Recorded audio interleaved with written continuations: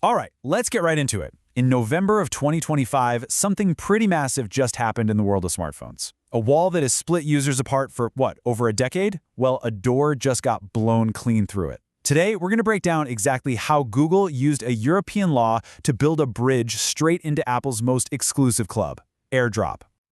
You know this phrase, I know this phrase, we all do. You're out with your friends, you snap a great photo, and sharing it is just instant. It's seamless. It feels a little bit like magic, right? Well, that is if everyone you're with has an iPhone. And boom, there it is, that awkward pause. The vibe kinda shifts. Suddenly you're digging around for an email address, or messing with Google Drive links, or some clunky third-party app. That magic is gone. And look, this isn't just some tech nerd problem.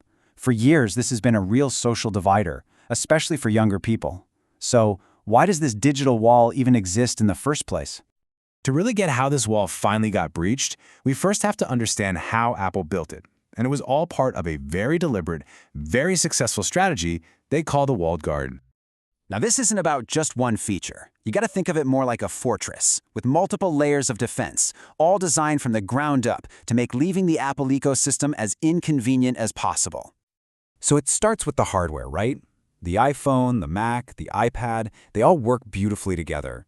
Then you've got the services layer, stuff like iCloud, iMessage, FaceTime, that just syncs everything up. But the real mortar holding the bricks together, that's the social layer. That's the peer-to-peer stuff. iMessage and AirDrop create this incredibly powerful network effect.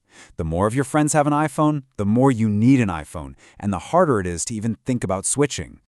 For years, that garden wall seemed completely untouchable. But then a new player entered the game. And they weren't from Silicon Valley. Nope, they were from Brussels. A regulator decided that those walls had gotten just a little too high.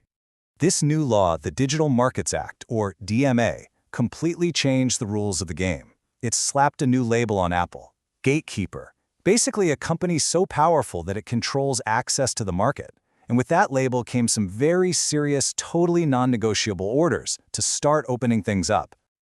And the regulators were specific. They didn't just say play nice. They laid out a technical roadmap. They mandated that by the end of 2025, new iPhones had to support an open industry standard called Wi-Fi Aware, and they had to start phasing out their own secret sauce protocol. And this right here is the absolute heart of the change. For years, Apple's devices spoke their own secret language, a protocol called AWDL, to find each other. By forcing them to switch to the open standard, Wi-Fi Aware, the EU basically told iPhones they had to learn to speak a universal language, a language that, you guessed it, Android phones already knew. And that created the exact opening Google had been waiting for. Okay, so the law kicked the door open. How did Google just waltz right in? Well, it wasn't just a simple software update. We're talking about a really sophisticated, kind of sneaky bit of engineering. You should really think of this as a clever four-step digital heist. First, the Pixel puts on a disguise. It sends out a Bluetooth signal that screams, "Hey, I'm an iPhone." The nearby iPhone sees this signal and, because it has to follow the new EU rules, it starts a handshake using that open Wi-Fi Aware standard. Then the Pixel sends a request pretending to be a legit AirDrop device, and bam! Once the user hits accept, a super fast connection opens up. And here is the smoking gun. This just shows how brilliant the disguise is. When you look at the technical logs, the Pixel literally identifies itself to the iPhone as AirDrop/1.0. It's not breaking in. It's just dressed for the party and knows the secret password. Now, crucially, Google knew that building this kind of bridge could also make it a target for hackers, so they did something really smart. They built the whole thing using a programming language called Rust, which is famous for its security, specifically its memory safety. This move shut down an entire category of nasty vulnerabilities right from the start, making the whole thing remarkably secure. So, all this clever engineering is great on paper, but how does it actually work in the real world? Well, the answer is yes, it works, but with some really interesting quirks. Okay, get ready for this because this result is going to surprise you. When you test it, sending a big video file from a new Pixel to an iPhone is actually way faster than sending it from another iPhone. It looks like Google's version is just more aggressive about grabbing the fastest Wi-Fi connection possible, beating Apple at its own game.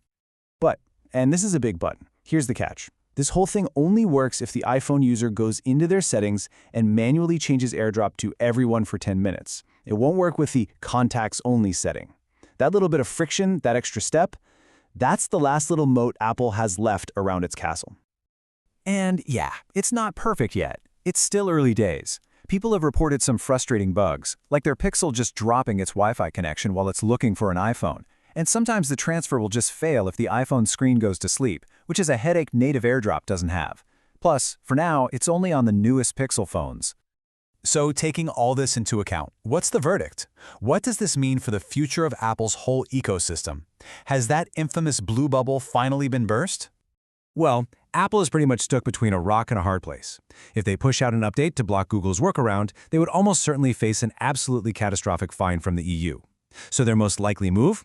Just tolerate it, let it exist, but rely on that annoying everyone for 10 minutes setting to keep their own iPhone to iPhone experience feeling just a little bit better. When you pair this new file sharing capability with Apple finally adopting RCS for messaging, the core technical reasons that locked people into the ecosystem are just evaporating. For years, the social pressure of the blue bubble and not being able to easily share stuff were huge penalties for having an Android. Now, functionally, those penalties are pretty much gone. The technical wall has crumbled, even if the brand wall is still standing tall. If we zoom out and look at the big picture, this whole episode points to a massive shift in the tech world. We're entering a new era of what you might call regulated innovation.